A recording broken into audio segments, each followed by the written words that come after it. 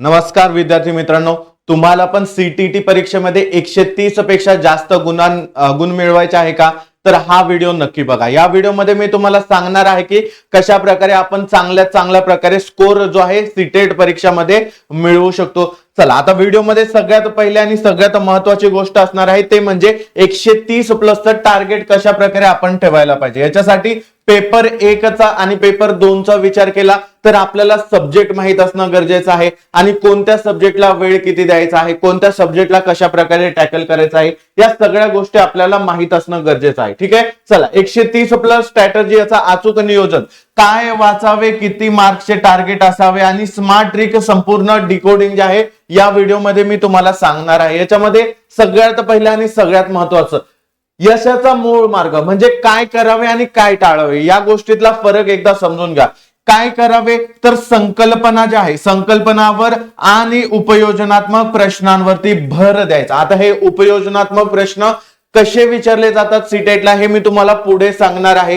काय नाही करावे हे पण लक्षात घ्या, तर रट्टा मारणे ही गोष्ट पूर्णपणे टाळली पाहिजे। कोणती पण कन्सेप्ट आहे, कोणता पण गणिताचा फॉर्म्युला आहे किंवा कोणतं पण अध्यापन शास्त्राचा एखादा टॉपिक आहे, या टॉपिक वरती तुम्हाला काय करायचं आहे, रट्टा मारायचा नाही, तो टॉपिक समजून घ्यायचा आहे, त्याच्या संकल्पना समजून घ्यायचा आहे। याच्यामध्ये पाठांतर करणे किंवा रट्टा मारणे हे करून जास्तीत जास्त 20-25 गुण तुम्हाला मिळू शकता, याच्यापेक्षा जास्त मिळायची गॅरंटी नाही। त्याच्यामुळे तुम्हाला काय करायचं आहे, जास्त करून संकल्पना समजून घ्यायच्या आहे आणि त्याच्यानुसार आपला अभ्यास जो आहे तो पुढे कंटिन्यू ठेवायचा आहे। याच्यामध्ये एनईपी 2020 असेल, एनसीएफ 2005 असेल आणि एनसीएफ 2023 आहे। याच्याबद्दल तुम्हाला जानकारी असणं, माहिती असणं गरजेचं आहे। ठीक आहे, चला आता पियाजे आहे, वायगोस्की आहे आणि स्किनर आहे, यांचे जे सिद्धांत आहे वर्गात कसे वापराल म्हणजे उपयोजनात्मक प्रश्न जे आहे हे सीटेटला विचारले जातात।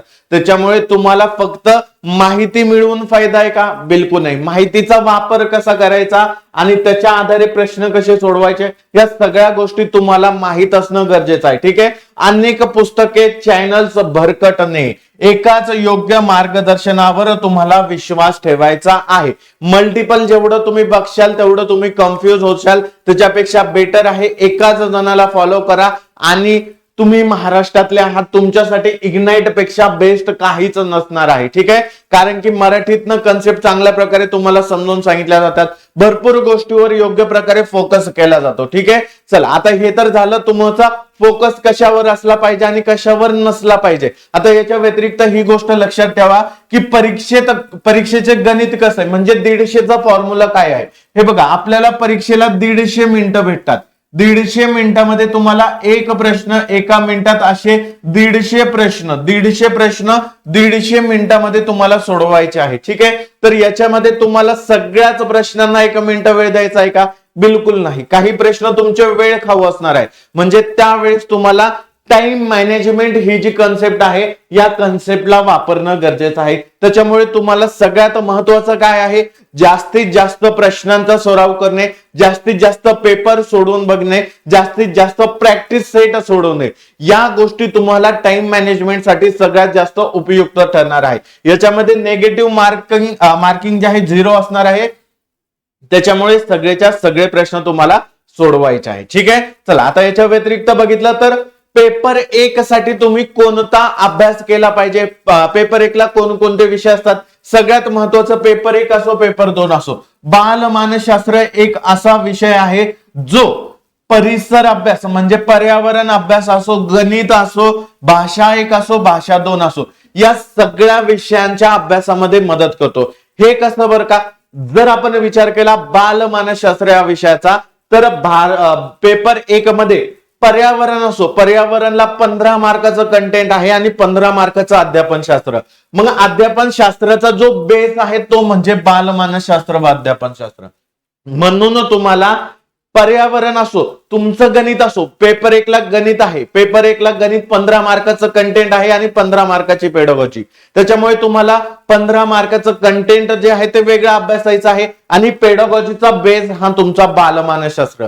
ठीक आहे, जसं की भाषा 1 आणि भाषा 2 याच्यामध्ये पण तुम्हाला याचं जे बेस आहे, याची जे बेसिक नॉलेज आहे ते तुम्हाला याच विषयामधनं भेटणार आहे। त्याच्यामुळे हा तुमचा विषय अशा प्रकारे अभ्यास केलेला पाहिजे ज्याच्यामधनं तुम्हाला 30 पैकी 30 मार्क मिळालेच पाहिजे किंवा 29-28 पेक्षा कमी या विषयाचं टार्गेट नसलं पाहिजे. या विषयामध्ये 30 पैकी 30चं टार्गेट ठेवा. त्याच्यानंतर इम्पॉर्टंट सब्जेक्ट जसं की भाषा 1 आणि भाषा 2 या दोन्हींचा तुम्ही सायमल्टेनियसली म्हणजे साइड बाय साइड अभ्यास करू शकता. जसं की विचार केला भाषा अर्जन आणि भाषा ग्रहण एकच आहे, फक्त भाषा अर्जन हिंदीमध्ये म्हणलं जातं आणि भाषा ग्रहण मराठीमध्ये म्हणलं जातं.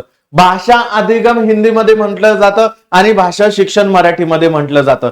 म्हणजेच तुम्हाला काय करायचं आहे, भाषा 1 आणि भाषा 2चा अभ्यास जेव्हा तुम्ही करशाल तेव्हा तो सायमल्टेनियसली करायचा आहे, साइड बाय साइड करायचा आहे, ज्याच्यामुळे कमी वेळात तुम्ही या दोन्ही सब्जेक्टला चांगल्या प्रकारे मास्टर करू शकशाल. आणि याच्यामध्ये मेन म्हणजे जे ग्रामर आहे, ग्रामर वरती एवढा फोकस नसतो, 4 ते 5 मार्क असतात आणि याचं ग्रामर पण तुम्ही सायमल्टेनियसली साइड बाय साइड करू शकतात. त्याच्यामुळे या दोन्ही विषयांमध्ये तुम्ही साइड बाय साइड अभ्यास करून दोन्हींचं टार्गेट जे आहे 27 ते 30च्या दरम्यान ठेवू शकतात. ठीक आहे, हे झालं तुमचं या 2 विषयांचं टार्गेट, ज्याच्यामध्ये सीडीपीचं 30 आउट ऑफ 30 टार्गेट ठेवा.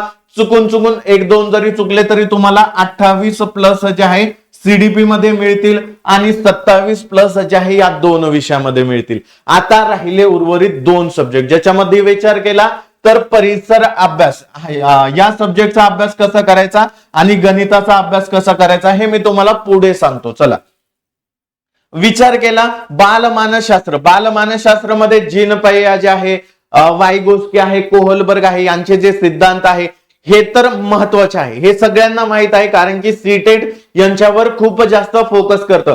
परंतु समावेशी शिक्षा आहे, समावेशी शिक्षा आहे याच्यावरती हमखास 4 ते 5 मार्क विचारले जातात.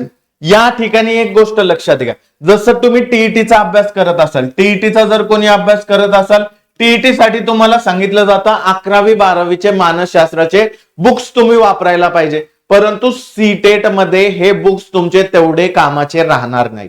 कामाचे आहे परंतु तेवढे नाही, कारण की 11वी-12वीचे जे बुक्स आहे हे मराठी माध्यमाचे आहे. त्याच्यामुळे तुम्हाला या ठिकाणी जास्तीत जास्त फोकस हा हिंदी माध्यमावर करायचा आहे आणि हिंदीमध्ये कन्सेप्ट समजून घेण्यावर करायचा आहे. याच्या व्यतिरिक्त एनसीएफ 2005 आहे, एनईपी 2020 आहे आणि आरटी 2009 आहे.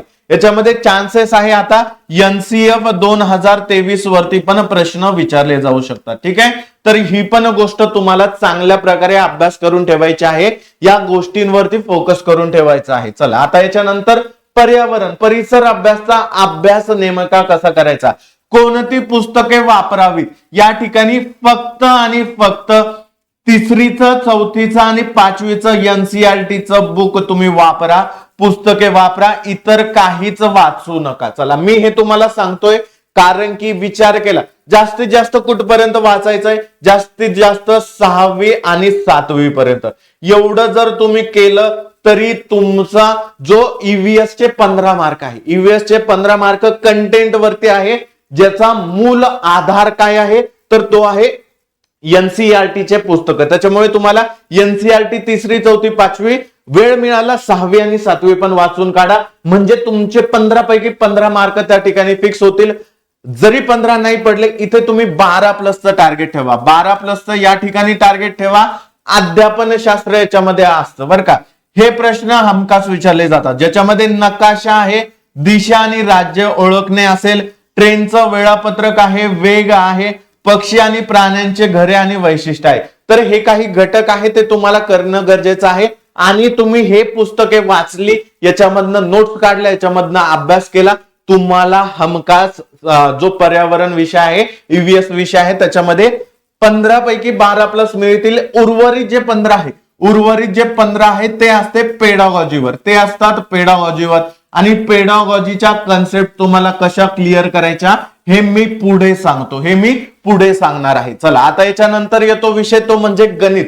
गणित म्हणजे भीती, गणित म्हणजे अवघड, गणित म्हणजे एखादी काय होते आपल्याला बर्डन येतं, तर भीती घालवा आणि मार्क मिळवा, भीती घालवायची आणि मार्क मिळवायचे. बघा या ठिकाणी सीटेटचा जर पॅटर्नचा विचार केला तर सीटेट वर एक जर प्रश्न आहे त्याचा जो पॅटर्न आहे विचारण्याची पद्धत आहे ही पद्धत वारंवार रिपीट होते, म्हणजे एकाच पद्धतीचे प्रश्न वारंवार रिपीट केले जातात. त्याच्यामुळे सगळ्यात महत्वाचं गणितात काय गोष्ट असेल तर ती म्हणजे पीवायक्यू. पीवायक्यू मधनं तुम्हाला गणिताचा खूप सारा अभ्यास होऊन जाईल. याच्यामध्ये संकल्पना तुमच्या 15 मार्काच्या असणार आहे, ज्याच्यामध्ये मूलभूत गणितावर भर दिलेला आहे. कॅल्क्युलेशन्स आहे, फ्रॅक्शन आहे, फ्रॅक्शन पण मोस्ट इम्पॉर्टंट असणार आहे, जिओमेट्री आहे आणि अवघड सूत्रांच्या मागे न लागता लॉजिक वापरायचं आहे आणि पीवायक्यू सोडवायचे आहे. लॉजिक वापरा, पीवायक्यू सोडवा आणि शक्य झालं तर बॅच विकत घ्या. शक्य झालं तर बॅच विकत घ्या, कारण की सगळ्या गोष्टींसाठी वेगवेगळं सापडायची गरज नाही. प्रत्येक गोष्ट एका ठिकाणी पाहिजे असेल तर इग्नाइटची तुम्ही बॅच घेऊ शकता. ठीक आहे. आणि याच्यानंतर महत्वाची गोष्ट येते ती म्हणजे पेडागॉजी. आता पेडागॉजीचा विचार केला, जर तुमचं गणित चांगलं आहे इथे आउट ऑफ मार्क तुम्ही मिळवू शकतात, 15 पैकी 15 मार्क मिळवू शकतात. परंतु तुम्हाला गणित अवघड वाटतं तरी तुम्हाला मेहनत करून या ठिकाणी 12+ मार्क आणायचेच आहे. मग ते कोणत्या हालतमध्ये आणा, मग तुम्हाला रट्टा मारायचा, पाठांतर करायचंय तर करावं लागेल. गणित एक मात्र असा विषय ज्याच्यामध्ये तुम्हाला सूत्र जे आहे हे कधी कधी पाठांतर करावेच लागतात आणि इम्पॉर्टंट आहे. त्याच्यामुळे या ठिकाणी काही गोष्टींमध्ये तुम्हाला रट्टा मारावा लागेल. चला आता पेडागॉजीचा विचार केला तर मुलांना गणित कसे शिकवावे यावर आधारित प्रश्न जे आहे हे पेडागॉजी मध्ये विचारले जातात. गणिताची भाषा आणि वर्गातील उपयोजन या सगळ्या गोष्टी ज्या आहेत त्या तुम्हाला अध्यापन शास्त्रामध्ये विचारल्या जातात. त्याच्यामुळे तुम्हाला जेव्हाही अध्यापन शास्त्राचा अभ्यास करायचा आहे तेव्हा जास्तीत जास्त फोकस हा उपयोजनात्मक प्रश्नांवरती असला पाहिजे. ठीक आहे. चला आता तुम्हाला पेडागॉजी, फॉर पेडागॉजी तुम्ही कोणते बुक्स वापरू शकता तर जे कंटेंट आहे त्याच्यासाठी मी तुम्हाला ऑलरेडी सांगितलं की कोणते बुक्स वापरायचे. एनसीईआरटी वापरायचे, 3री ते 6वी 7वी 8वी पर्यंत मॅक्सिमम वापरू शकता. ठीक आहे. ज्यांचं पेपर एक आहे. आता ज्यांचा पेडागॉजीचा अभ्यास चांगल्या प्रकारे होत नाही त्यांच्यासाठी मूल आधार म्हणजे प्रत्येक प्रश्न कुठून ना कुठून तरी घेतले जातात. मग ते घेतले कुठून जातात तर घेतले जातात ते जे राष्ट्रीय मुक्त विद्यालय शिक्षा संस्थान आहे. ठीक आहे. National institute of open schooling ही जी युनिव्हर्सिटी आहे याचे जे बुक्स आहे बीएड आणि डीएड चे याचा जो अभ्यासक्रम आहे याचे जे पुस्तक आहे याची पीडीएफ तुम्हाला ऑनलाईन भेटेल. तुम्हाला फक्त एवढं सर्च मारायचं आहे, याच्या पुढे बीएड टाकायचं आहे आणि बीएड बुक्स पीडीएफ एवढं पण टाकलं तुम्हाला नेटवरती याच्या बुक्सच्या पीडीएफ भेटेल. त्याच्या व्यतिरिक्त Indira Gandhi national open university IGNOU म्हणतो आपण त्याला, बघा इंदिरा गांधी राष्ट्रीय मुक्त विश्वविद्यालय. ठीक आहे. इग्नूचे बुक्स पण तुम्ही रेफर करू शकता. त्या बुक्स मधनं पण पेडागॉजी जे आहे अध्यापन शास्त्र जे आहे ते जास्तीत जास्त विचारलं जातं. ठीक आहे. जर तुम्हाला ह्या गोष्टी नको असतील, जर तुम्हाला असं वाटतंय की सर आम्हाला एवढं सगळं नको, आम्हाला सगळं एकाच ठिकाणी पाहिजे आहे, आम्हाला नको एवढं सर्च मारणं, पीडीएफ डाउनलोड करणं किंवा खूप सारं डीप मध्ये जाऊन अभ्यास करणं, तर तुम्ही सीटेटची इग्नाइट अकॅडमीची बॅच परचेस करू शकतात. या बॅच मध्ये तुम्हाला सगळ्या गोष्टी एकाच छताखाली मिळतील, ज्याच्यामुळे तुम्हाला वेगवेगळं जाऊन काही अभ्यास करायची गरज पडणार नाही. ठीक आहे. तर सगळ्यात महत्वाचं काय आहे, तुम्हाला सगळ्या गोष्टी अवेलेबल भेटणं, कारण की तुमचं टार्गेट मोठं आहे. टार्गेट तुमचं 130च्या पुढे आहे आणि 130च्या पुढे मिळवण्यासाठी तुम्हाला सगळ्यात जास्त महत्वाचं म्हणजे तुमचा वेळ वाचला पाहिजे आणि वेळ वाचला पाहिजे तर तो वेळ वाचू शकतो या बॅच मधनं. तर ही बॅच तुम्ही नक्कीच परचेस करू शकता. ठीक आहे. चला आता भाषा 1 आणि भाषा 2चा विचार केला तर इथे तुमचं टार्गेट किती असलं पाहिजे. इथे 60 पैकी 55 मार्क हमखास येऊ शकतात जर तुम्ही प्रॉपर प्लॅनिंग केली. या ठिकाणी ग्रामर ट्रॅप म्हणजे ग्रामर तुम्ही डीप मध्ये अभ्यास करू नका. या ठिकाणी ग्रामरचा अभ्यास करायचा आहे, परंतु जे याच्या आधी पीवायक्यू मध्ये टॉपिक विचारले गेले त्याच टॉपिकचा ग्रामरचा अभ्यास करा. या ठिकाणी तुम्हाला पूर्ण ग्रामर डीप मध्ये जाऊन अभ्यास करायची गरज नाहीये. फक्त असे टॉपिकवर फोकस करा जे टॉपिक वारंवार विचारले जातात. ठीक आहे. आता याच्यामध्ये विचार केला तर 15 मार्काचा जो उतारा आणि कविता असते, 15 मार्काचा जो उतारा आणि कविता असते त्याच्यामध्ये 3 ते 4 प्रश्न हे ग्रामर वरती असतात आणि हे 3 ते 4 प्रश्न मिळवणं काहीच अवघड नाहीये जर तुम्ही योग्यरित्या अभ्यास करत असाल तर. ठीक आहे, चला आता याच्यानंतर कशावर फोकस तुम्हाला करायचा आहे. रोज किमान 2 उतारे तुम्हाला सोडवून बघायचे आहे. डेलीचं टार्गेट ठेवा, कारण की सीटेट अशी परीक्षा आहे ज्याच्यामध्ये पेपर खूप लेंदी आहे. पेपर खूप लेंदी आहे. वाचन तुमचं नसलं तर तुमचा पेपरच सोडवणं होणार नाही. 150 प्रश्न 150 मिनिटात सोडवणं होणार नाही जर तुमची वाचन क्षमता, वाचनाची जी स्पीड आहे ती कमी असेल. त्याच्यामुळे तुम्हाला जास्तीत जास्त फोकस हा वाचनावर द्यायचा आहे. रोज किमान 2 उतारे वाचवायचे आहे, वाचून सोडवायचे आहे. वाचण्याचा वेग या ठिकाणी वाढवणं गरजेचं आहे. भाषाची जी पेडॉगॉजी आहे, अध्यापन शास्त्र आहे, याच्यामध्ये मातृभाषेचं महत्व आहे. नॉर्म चॉम्स्की आहे, याच्यावरती प्रश्न जास्तीत जास्त विचारले जातात. ठीक आहे, आणि त्यांचे जे विचार आहे LSRW आहे, म्हणजे लिसनिंग आहे, स्पीकिंग आहे, रीडिंग आहे, रायटिंग आहे, म्हणजे याला भाषा कौशल्य आपण म्हणतो. तर हे काही महत्वपूर्ण टॉपिक आहे. याच्या व्यतिरिक्त खूप सारे महत्वपूर्ण टॉपिक आहे.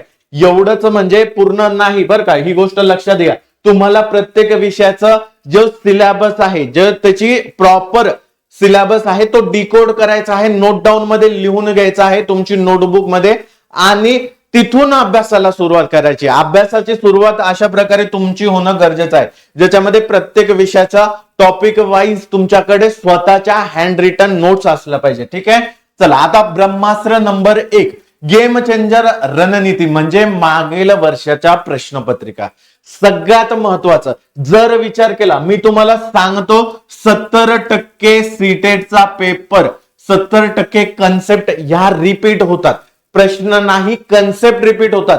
त्याच्यामुळे तुम्हाला सीटेटचा जेव्हा अभ्यास करायचा आहे तेव्हा मागील वर्षाच्या प्रश्नपत्रिका सोडवून बघणे सगळ्यात जास्त इम्पॉर्टंट असेल. ठीक आहे, याच्यामध्ये लक्षात घ्या काय करावे. तर सीटेट मध्ये संकल्पना वारंवार रिपीट होतात. कोणते पेपर?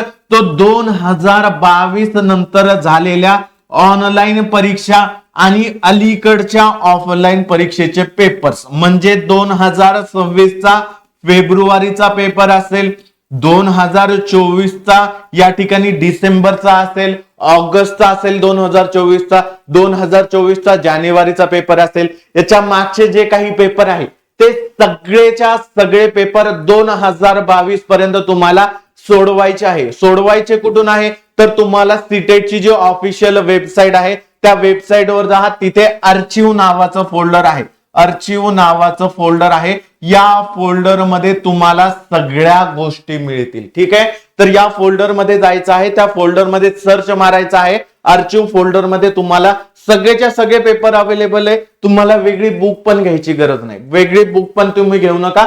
तिथून तुम्ही पेपर सोडवा. तिथे आन्सर की पण आहे, आन्सर की पण तुम्ही बघू शकता. ठीक आहे, या ठिकाणी लक्षात घ्या खूप जुने पण पेपर सोडवण्यात वेळ घालू नका, कारण की लेटेस्ट वाल्या कन्सेप्ट जास्त रिपीट होतात. जास्त जुन्या वाल्या कन्सेप्ट रिपीट होतात पण तेवढ्या होत नाही. ठीक आहे, त्याच्यामुळे जास्तीत जास्त फोकस यांच्यावर करा. हे जर तुमचं कंप्लीट झालं 22 पर्यंत, त्याच्यानंतर मागे जायला हरकत नाही, पण तोपर्यंत याच्यावरच ध्यान द्यायचं. ठीक आहे, आता विश्लेषण म्हणजे फक्त उत्तर तपासणे का? नाही, उरलेले जे 3 पर्याय आहे ते का चुकीचे आहे याचाही अभ्यास करणं तेवढाच गरजेचं आहे. ठीक आहे, तर तुम्हाला सगळ्यात महत्वाचं PYQ सोडवणं. PYQ सोडवल्यानंतर चेक करणं की कोणता आपला प्रश्न बरोबर आले, किती मार्क बरोबर आले, का वेळेत आपण पेपर सोडवला, टाइम मॅनेजमेंट आपल्याकडनं होतोय का. आता या सगळ्या गोष्टी होत असतील तेव्हा तुम्हाला चेक करायचं आहे की तुमचं जे चुकीचं उत्तर होतं ते का बरं चुकलं, त्याच्या मागचं शास्त्रीय कारण शोधण्याचा प्रयत्न करा. काही काही कन्सेप्ट आहे नवनवीन, त्या कन्सेप्ट समजून घेण्याचा प्रयत्न करा. म्हणजे तुमचा 70% अभ्यास जो आहे हा मागच्या प्रश्नपत्रिकेमधनं होऊन जाईल. ठीक आहे, चला आता काही टॅग वर्ड्स असतात बघा. सीटेटचा अभ्यास करताना सकारात्मक शब्द, नकारात्मक शब्द असतात.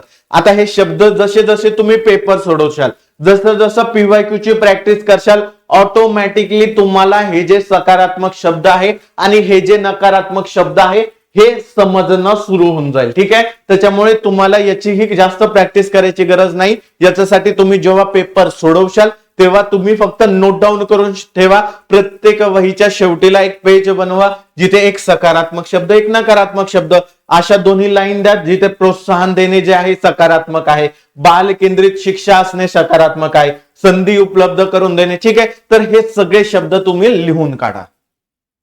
चला आता या ठिकाणी लक्षात घ्या, सीटेटचं पॅटर्न बदलू लागलं. सीटेट आता आधी सारखी 3 निगेटिव्ह सेंटेन्स देतील आणि 1 पॉझिटिव्ह सेंटेन्स असेल, अशा प्रकारचे प्रश्न विचारत नाही. सीटेट आता आपल्याला अचूक उत्तर माहिती नसेल तर काय करावे, याच्यासाठी सीटेट आपल्याला काय करतं, 2 निगेटिव्ह तर देईल पण 2 पॉझिटिव्ह देईल. मग आपल्याला या ठिकाणी मोस्ट पॉझिटिव्ह उत्तर काय असणार आहे ते सापडून काढायचं आहे. जसं की ऑप्शन बी पण तुम्हाला योग्य वाटतोय आणि ऑप्शन डी पण योग्य वाटतोय. मग या ठिकाणी तुम्हाला काय गोष्टीची मदत होऊ शकते, जर प्रश्नांमध्ये थेट उत्तर माहित नसेल तर घाबरायचं नाही, पॅनिक करायचं नाही. नकारात्मक शब्द टॅग वर शोधा आणि चुकीचे पर्याय आधी बाद करा. बघा या ठिकाणी फक्त शब्द आला होता, समजा या ठिकाणी फक्त शब्द आला म्हणून मी हा सेंटेन्स जो आहे हा शब्द काढून टाकला, म्हणजे हे जे पर्याय आहे त्याला इलिमिनेट केला. अशा प्रकारे तुम्हाला एलिमिनेशन मेथड वापरायची आहे. असे केल्यास बरोबर उत्तर मिळण्याची शक्यता 50% तुमची वाढते. आता याच्यानंतर बालकांच्या बाजूने म्हणजे चाइल्ड सेंट्रिक असणारा पर्याय बहुधा बरोबर असतो. म्हणजे आता तुम्ही एक प्रश्न मी देतो त्याच्यामधनं समजू शकता. बघा या ठिकाणी कक्षा में बैठने की व्यवस्था में लचीलापन होना चाहिए. क्यों लचीलापन होना चाहिए?